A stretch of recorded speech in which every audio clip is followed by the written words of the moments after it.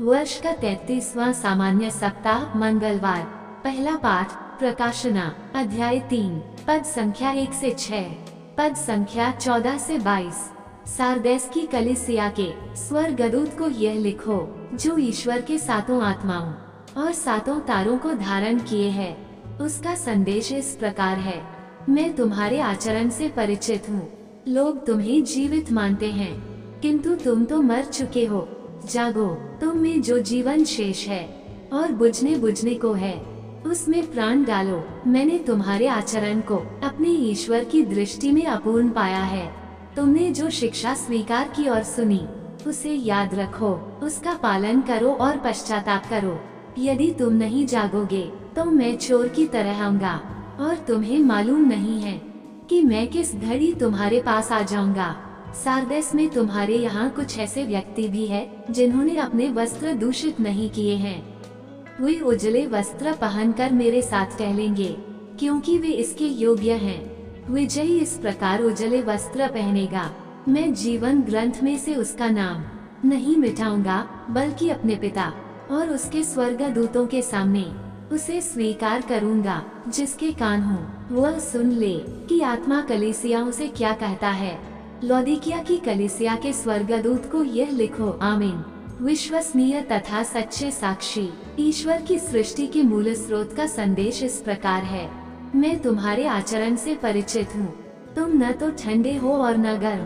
कितना अच्छा होता कि तुम ठंडे या गर्म होते, लेकिन न तो तुम गर्म हो और न ठंडे, बल्कि कुनकुने हो। इसलिए मैं तुमको अपने मुख से उगल दूंगा।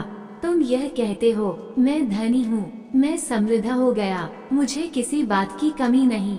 और तुम यह नहीं समझते कि तुम अभागे हो, दयनीय हो, दरिद्र, अंधे और नंगे हो। मेरी बात मानो, मुझसे आग में तपाया हुआ सोना खरीद कर धनी हो जाओ। उजले वस्त्र खरीद कर पहन लो और अपने नंगेपन की लज्जा ढांक लो। अंजन खरीद कर आँखों पर लगाओ, जिससे तुम देख सको। मैं जिन सबों को प्यार करता हूँ, उन्हें डांटता और दंडित करता हूँ। इसलिए उत्साही बनो और पश्चाताप करो। मैं द्वार के सामने खड़ा होकर खटखटाता हूँ। यदि कोई मेरी वाणी सुनकर द्वार खोलेगा, तो मैं उसके यहाँ आकर उसके साथ भोजन करूँगा और वह मेरे साथ। मैं विजयी को अपने साथ उसी तरह अपने सिंहासन पर विराजमान होने का अधिकार दूंगा, जिस तरह मैं विजयी होकर अपने पिता के साथ उसके सिंहासन पर विराजमान हूँ। जिसके कान हो वह सुन ले कि आत्मा कलीसियाओं से क्या कहता है। सुसमाचार लूकस अध्याय 19, पद संख्या 1 से 10। ईसा यरीहो में प्रवेश कर आगे बढ़ रहे थे। सखियुस नामक एक प्रमुख और धनी नाकेदार यह देखना चाहता था कि ईसा कैसे हैं, परंतु वह छोटे कद का था, इसलिए वह भीड़ में उन्हें नहीं देख सका।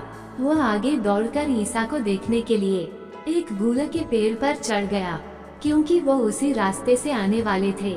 जब ईसा उस जगह पहुँचे, तो उन्होंने आंखें ऊपर उठाकर सखियुस से कहा, सखियुस, जल्दी नीचे आओ, क्योंकि आज मुझे तुम्हारे यहाँ ठहरना है। उसने तुरंत उतरकर आनंद के साथ अपने यहाँ ईसा का स्वागत किया। इस पर सब लोग यह कहते हुए भुनभुनाते रहे, वे एक पापी के यहाँ ठहरने गए। सखियुस ने दृढ़ता से प्रभु से कहा, प्रभु देखिए, मैं अपनी आधी संपत्ति गरीबों को दूंगा, और मैंने जिन लोगों के साथ किसी बात में बेईमानी की है, उन्हें उसका 6 गुना लौटा दूंगा। ईसा ने उससे कहा, आज इस घर में मुक्ति का आगमन हुआ है, क्योंकि यह भी इब्राहिम का बेटा है। जो खो गया था, मानव पुत्र उसी को खोजने और बचाने आया है। मनन चिंतन। सखियुस की घटना एक हृदय स्पर्शी घटना है, जो हमें बताता है कि यीशु न केवल धर्मियों से, परंतु अधर्मियों और पापियों से भी प्यार करता है। मैं धर्मियों को नहीं, पापियों को पश्चाताप के लिए बुलाने आया हूँ। प्रभु यीशु पापियों का हृदय परिवर्तन कर उनकी आत्माओं को बचाना चाहता है। यही फर्क है हम में और यीशु में। अगर कोई व्यक्ति गलत करता है या गलत राह पर चलता है, तो हम उसका सर्वनाश चाहते हैं, परंतु प्रभु यीशु उनका सर्वनाश नहीं, परंतु उनका जीवन परिवर्तन चाहते हैं, कि वह कुमार्ग छोड़कर सही मार्ग पर चलने लगे।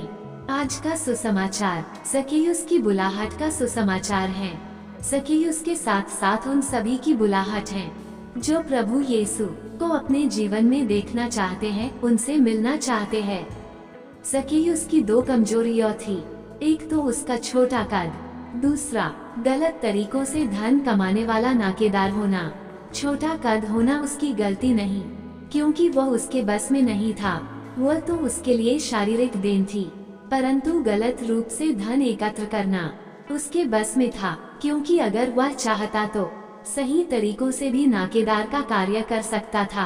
प्रभु यीशु से मिलने के लिए ये दोनों कमजोरियां उसके लिए एक बाधा थी, परंतु उसने उन कमजोरियों को अपने लिए बाधा बनने नहीं दिया। पहली बाधा को उसने पेड़ पर चढ़कर दूर किया, दूसरी को बेईमानी से कमाया हुआ धन को चौगुन लौटाने का वादा करके दूर किया।